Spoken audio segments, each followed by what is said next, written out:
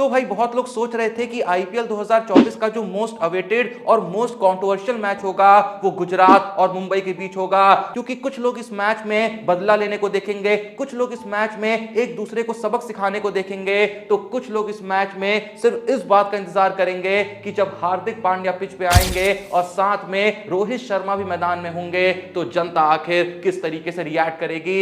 लेकिन क्या हो अगर मैं तुमसे यह कहूं कि आईपीएल 2024 का जो मोस्ट अवेटेड मैच है, जो मोस्ट कंट्रोवर्शियल मैच है, जहां पे असल बदला लिया जाना है, वो मैच होगा आरसीबी और गुजरात के बीच। अगर तुम मेरी बात को सही से नहीं समझ पा रहे हो तो इस वीडियो को एंड तक देखना, क्योंकि इस वीडियो में मैं तुम लोगों के सामने एक ऐसी कहानी पेश करने वाला हूं जिसके बाद तुमको भी इस बात पे यकीन हो जाएगा कि हां सच में आईपीएल 2024 का जो मोस्ट कंट्रोवर्शियल मैच होगा, जहां पे असल टर्म्स में रिवेंज लिया जाएगा, वो मैच आरसीबी और गुजरात के बीच होगा। पर इससे पहले कि हम अपनी कहानी पे नजर डालें, जल्दी से जाइए डिस्क्रिप्शन और पिन कमेंट में दिए हुए लिंक से क्रिकेट जंकी के टेलीग्राम चैनल को ज्वाइन कर लीजिए, जहां पे आईपीएल 2024 के हर मैच से पहले आ जाती है एकदम एक्यूरेट फैंटेसी टीम। अभी तक जितने भी मैचेस आईपीएल में हुए हैं 100% एक्यूरेट टीम डाली है। जिसने भी उन टीमों का यूज किया है उसने पैसा ही पैसा छापा है। तो अगर आप हैं उन लोगों में से जो फैंटेसी टीम बनाते हैं, जो आईपीएल 2024 में प्रेडिक्शन करके पैसा कमाते हैं, तो भाई तुम्हारे लिए सबसे सही जगह है क्रिकेट जंकी का Telegram channel. WhatsApp number screen पे है, जाके डीएम कर सकते हो और कह सकते हो कि एक्यूरेट प्रेडिक्शंस आज के सारे मैचेस के दे दीजिए, आपको प्रेडिक्शन मिल जाएंगी। उन प्रेडिक्शन को लेना है, अपनी फैंटेसी टीम में उन प्रेडिक्शन का इस्तेमाल करना है और बस दिन खत्म होने तक पैसा ही पैसा कमाना है। पर अब चलें अपनी कहानी की तरफ और जाने की आखिर क्यों होगा आरसीबी और गुजरात के बीच खेले जाने वाला मैच आईपीएल 2024 का सबसे कंट्रोवर्शियल मैच। क्योंकि देखो भाई, बात है 21 मई 2023 की, जब आरसीबी आईपीएल 2023 का अपना आखिरी लीग मैच खेलने जा रहा था और यह मैच था none other than Gujarat Titans के खिलाफ। आरसीबी को यह मैच किसी भी हाल में जीतना था अगर वो आईपीएल प्लेऑफ्स में क्वालिफाई करना चाहती थी। इस मैच से पहले आरसीबी ने ऑलरेडी 7 मैच जीत लिए थे और आरसीबी का जो रन रेट भी चल रहा था वो काफी बेहतरीन चल रहा था। मतलब ये कंफर्म था कि अगर आरसीबी गुजरात के खिलाफ ये मैच जीत गई तो आरसीबी आईपीएल 2023 के प्लेऑफ में क्वालिफाई कर जाएगी। मैच शुरू होता है तो गुजरात टाइटंस के कप्तान हार्दिक पांड्या टॉस जीत के पहले गेंदबाजी का फैसला करते हैं। आरसीबी की तरफ से उनकी बल्लेबाजी की शुरुआत करने आती है उनकी शानदार ओपनिंग जोड़ी डू प्लेसिस और विराट कोहली की। और जैसी ये शानदार जोड़ी थी, कुछ वैसी ही शानदार इनकी तरफ से ओपनिंग पार्टनरशिप भी देखने को मिलती है, जहां ये 7 ओवर में 67 रन बिना कोई विकेट खोए बना देते हैं। लेकिन 8वें ओवर की पहली बॉल पे फैफ डू प्लेसिस 28 रन की पारी खेल पवेलियन लौट जाते हैं। पर पिच पे अब भी मौजूद होते हैं king of cricket Virat Kohli. जैसा उनको नाम दिया गया है ना किंग, कुछ वैसी ही पारी उस दिन उनके बल्ले से देखने को मिलती है, जब वो 61 बॉल पे नॉट आउट 101 रन मार गुजरात के सामने 198 रन का एक विशाल टारगेट रख देते हैं। और ये टारगेट इतना आसान नहीं था चेस करना, क्योंकि गुजरात टाइटंस पिछले सीजन में अपनी बॉलिंग के लिए ज्यादा जानी जाती थी, अपनी बैटिंग के लिए थोड़ा कम जानी जाती थी। क्योंकि बॉलिंग में जहां गुजरात टाइटंस के पास मोहम्मद शामी थे, मोहित शर्मा थे, राशिद खान थे, तो बैटिंग में हाँ ठीक है कुछ नाम जरूर थे, हार्दिक पांड्या हो गए, डेविड मिलर हो गए, शुभमन गिल हो गए और थोड़ा बहुत विजय शंकर भी कंट्रीब्यूशन दे रहे थे पिछले सीजन में। लेकिन फिर भी इतना बड़ा टारगेट चेस करना आसान तो नहीं होने वाला था। दूसरी पारी की शुरुआत होती है और गुजरात की तरफ से ओपनिंग करने आते हैं शुभमन गिल और रिद्धिमान साहा। अब जैसा कि मैं कुछ देर पहले कह रहा था कि गुजरात टाइटंस के लिए ये 198 रन का बड़ा टारगेट चेस कर पाना वैसे ही आसान नहीं होने वाला था। लेकिन जब तीसरे ओवर की आखिरी बॉल पे रिद्धिमान साहा मोहम्मद सिराज का शिकार बनते हैं तो ये टारगेट चेस कर पाना और ज्यादा मुश्किल हो जाता है। इस वक्त पे गुजरात टाइटंस का स्कोर होता है 3 ओवर में 25 रन पे 1 विकेट। अब जाहिर सी बात है कि आरसीबी और आरसीबी फैंस को इस विकेट की बहुत खुशी हुई थी, लेकिन किसे पता था कि यह खुशी ऐसी थी कि इसके बाद आरसीबी फैंस को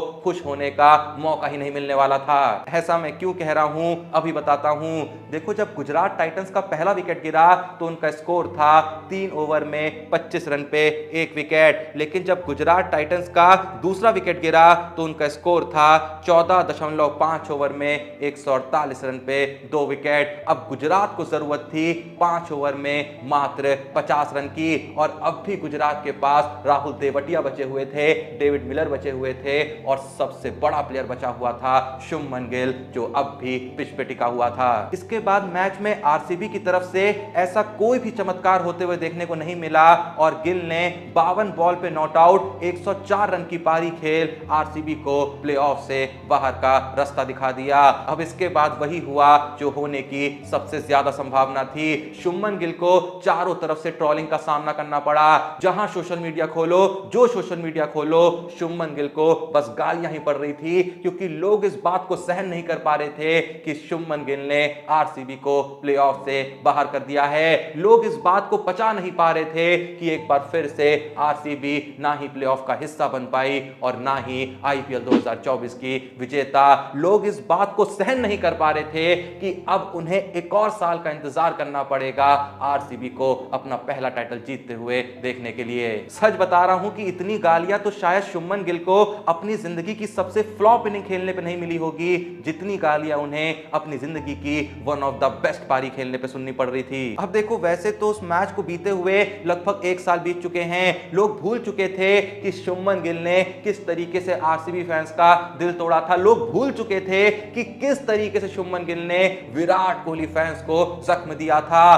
पर एक बार फिर से शुभमन गिल की तरफ से कुछ ऐसी हरकत होती है कि लोग और ज्यादा बेसब्री के साथ इंतजार कर रहे हैं आरसीबी वर्सेस गुजरात टाइटंस के मैच का, क्योंकि इस बार तो गुजरात टाइटंस के कप्तान भी कोई और नहीं शुभमन गिल हैं। लेकिन सवाल यहां पे ये उठता है कि हाल ही में ऐसा गिल ने क्या किया कि लोग इस मैच का इंतजार कुछ ज्यादा ही बेसब्री से कर रहे हैं। लोग कुछ ज्यादा ही उत्सुक हैं शुभमन गिल को नीचा दिखाने के लिए। मैं बताना चाहूंगा कि हाल ही में गुजरात टाइटंस की तरफ से अपने सोशल मीडिया अकाउंट्स पे एक वीडियो अपलोड करी जाती है, जहां शुभमन गिल और विजय शंकर अपनी कुछ पुरानी इनिंग्स पे रिएक्ट कर रहे हैं। तो जब स्क्रीन पे एक एक करके शुभमन गिल की अच्छी पारियां आ रही थी, एक एक करके विजय शंकर की कुछ अच्छी पारियां आ रही थी, तो तभी वही पारी इनके सामने आती है जब इन दोनों ने एक शानदार पार्टनरशिप करके आरसीबी को प्लेऑफ से बाहर का रास्ता दिखा दिया था। लेकिन यहां पे नोटिस करने वाली बात यह है कि जब इन दोनों के सामने स्क्रीन पे ये पार्टनरशिप दिखाई जा रही होती है,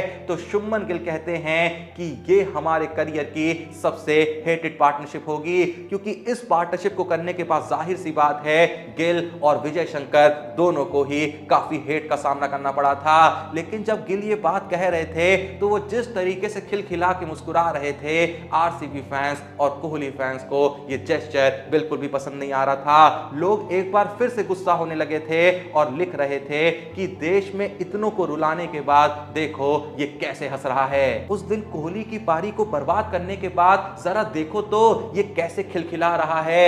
लोग एक बार फिर से शुभमन गिल को ट्रोल कर रहे हैं। लोग एक बार फिर से यही कह रहे हैं कि बस एक बार आईपीएल 2024 में आरसीबी और गुजरात का मैच आ जाए, हम कुछ भी करके आरसीबी को जिताना चाहते हैं और गुजरात के खिलाफ उस मैच का बदला लेना चाहते हैं। खैर, जो भी ये वीडियो देख रहा है, अगर आप एक आरसीबी फैन हैं, क्या आप भी इस चीज का बहुत ही बेसब्री से इंतजार कर रहे हैं कि कब आरसीबी गुजरात से अपना बदला लेगी? अगर हां, तो कमेंट सेक्शन में जरूर बताइएगा।